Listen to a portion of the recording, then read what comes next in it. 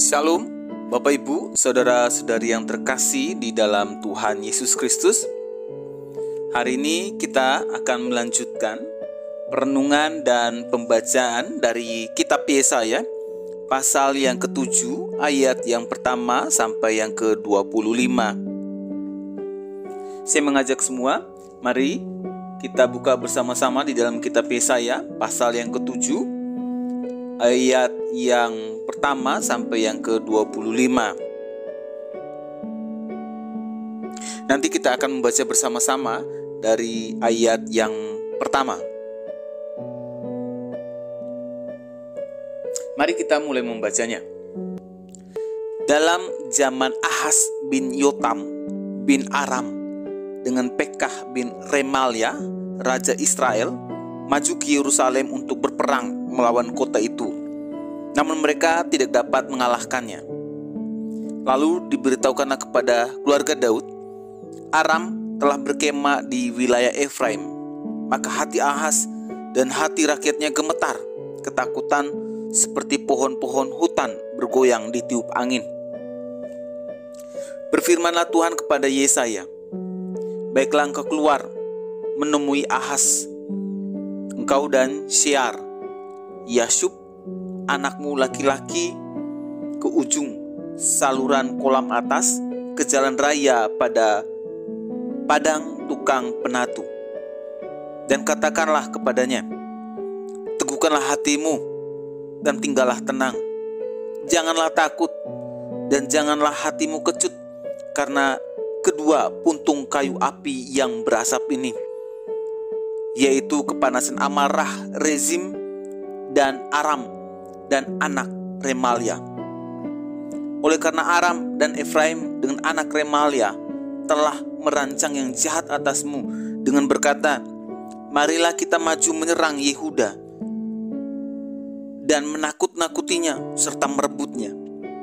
Kemudian mengangkat anak Tabeel sebagai raja di tengah-tengahnya. Maka beginilah firman Tuhan Allah, tidak akan sampai hal itu dan tidak akan terjadi, sebab Damsyik ialah ibu kota Aram dan Rezin ialah kepala Damsyik. Dalam 65 tahun Efraim akan pecah, tidak menjadi bangsa lagi, dan Samaria ialah ibu kota Efraim dan anak Remalia ialah kepala Samaria. Jika kamu tidak percaya, sungguh kamu tidak teguh jaya.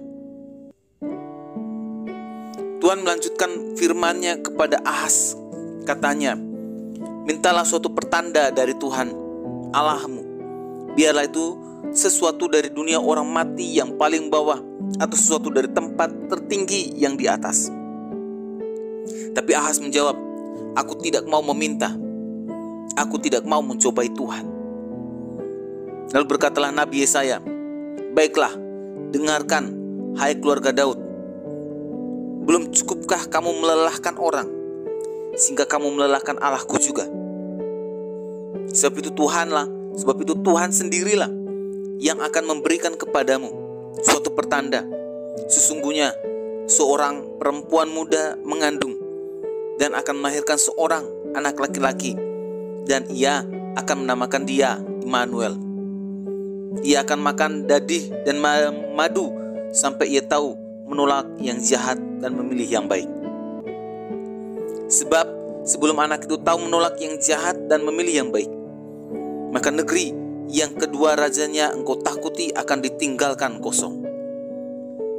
Tuhan akan mendatangkan atasmu dan atas rakyatmu dan atas kaum keluargamu hari-hari seperti yang belum pernah datang sejak Efraim menjauhkan diri dari Yehuda, yakni Raja Asyur. Pada hari itu akan terjadi, Tuhan bersuit memanggil lalat yang ada di ujung anak-anak sungai Nil dan memanggil lebah yang ada di tanah Asyur. Dan semuanya akan datang hinggap di lembah-lembah yang terjal dan di celah-celah bukit-bukit batu, di segala pagar duri dan di segala tanah penggembalaan. Pada hari itu, dengan pisau cukur yang dipinjam dari seberang sungai Efrat, yakni Raja Asyur, Tuhan akan mencukur kepala dan bulu paha, Bahkan pisau itu akan melenyapkan janggut juga. Pada hari itu setiap orang akan memelihara seekor lembu betina yang muda dan 2 ekor domba. Dan karena banyaknya susu yang dihasilkan, mereka akan makan dadi. Sungguh, dadi dan madu akan dimakan oleh setiap orang yang masih tinggal di dalam negeri. Pada hari itu setiap tempat di mana biasanya tumbuh 1000 pohon anggur dan yang berharga 1000 sikal perak akan menjadi tempat putri malu dan rumput.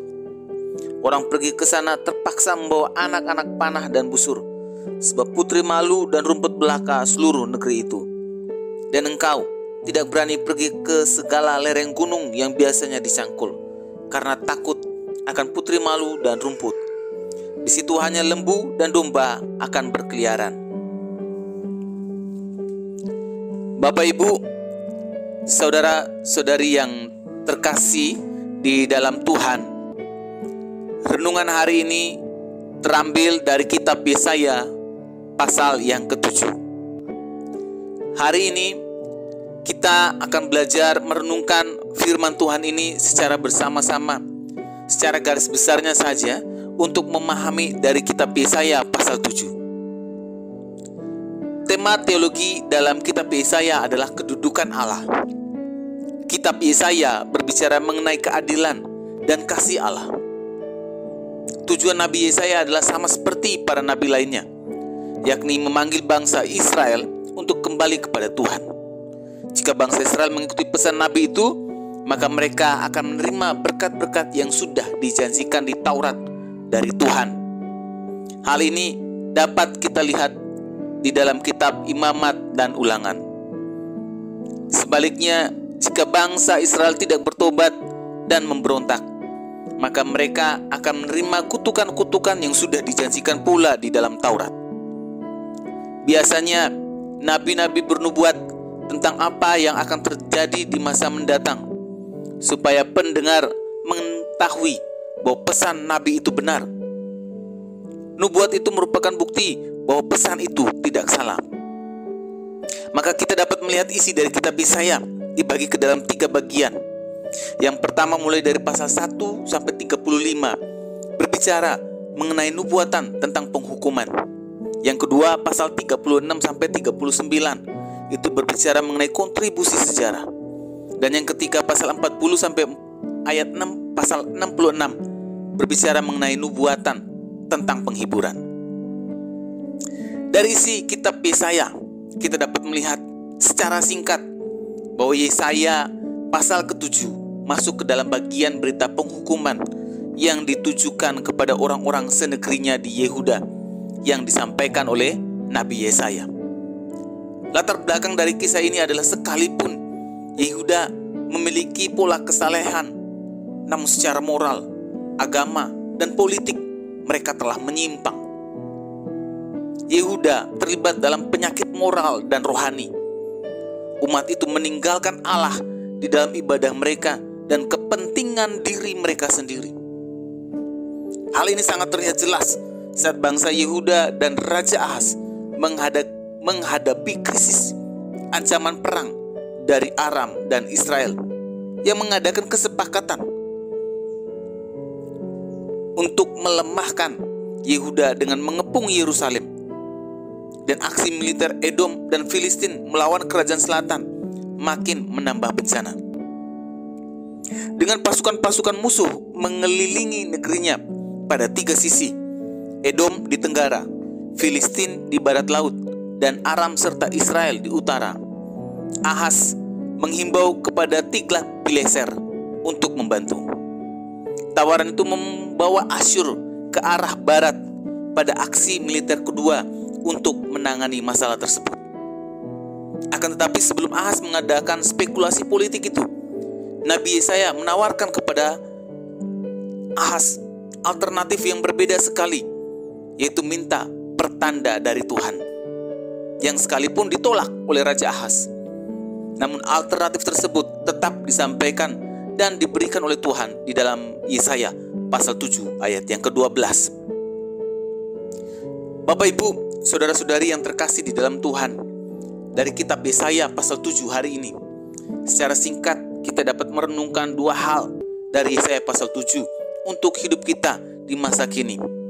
Bahwa yang pertama, Allah itu adil dan penuh kasih bagi hidup saya dan saudara hari ini. Adil di dalam setiap hukum-hukumnya. Ketika saya dan saudara berbuat dosa, maka hukumnya berlaku. Namun kasihnya tetap tinggal bagi kita yang mau kembali kepadanya. Dan bahkan Tuhan yang penuh rahmat dengan berbagai cara mengajak dan membawa kita kembali kepadanya. Oleh sebab itu, jangan keraskan hati kita hari ini. Kalau Tuhan menjamah dan Tuhan ingin membawa kita kembali kepadanya, lembutkan hati kita dan kembalilah kepadanya. Yang kedua, ketika keadaan rohani seseorang merosot dan jauh dari Tuhan, maka akan juga diikuti dengan keadaan penyakit moral dan rendah. Penyakit sopan santun yang rendah pula. Penyakit politik yang menghalalkan segala cara. Dan kehidupan agamanya yang juga akan merosot. Yang cinta akan diri sendirinya dan buruk sekali. Yang tahu firman Tuhan, namun menolak untuk melakukannya. Biasanya di dalam tahap ini, orang memiliki kecenderungan tidak mau mendengar nasihat dari siapapun ataupun hamba Tuhan. Dan lebih memilih untuk mengikuti cenderungan keinginan dirinya sendiri yang dianggapnya benar, seperti Raja Ahas. Maka kita yang hidup di masa kini diingatkan dengan firman Tuhan hari ini. Kalau sudah sampai pada titik kerohanian yang seperti ini, maka cepatlah sadar, kembalilah dan bertobatlah kepada Tuhan. Mari kita berdoa. Tuhan Yesus, kami mengucap syukur kalau hari ini kami diingatkan kembali melalui firman Tuhan untuk menyadarkan kami bahwa Allah itu adil dan penuh kasih. Dan hari ini juga kami belajar bahwa untuk selalu mengingat akan bahaya kemerosotan rohani yang membawa dampak rusaknya moral, rusaknya kehidupan agama kami. Oleh sebab itu Tuhan, hari ini mari terus pimpin dan tuntun hidup kami agar terus berjalan di dalam rencana-Mu. Di dalam nama Tuhan Yesus kami berdoa. Amin. Kiranya renungan hari ini terus menguatkan langkah iman kita dalam mengiringi Tuhan Yesus. Ingat, tetap teruslah berdoa, tetap teruslah percaya, dan tetap teruslah bersyukur.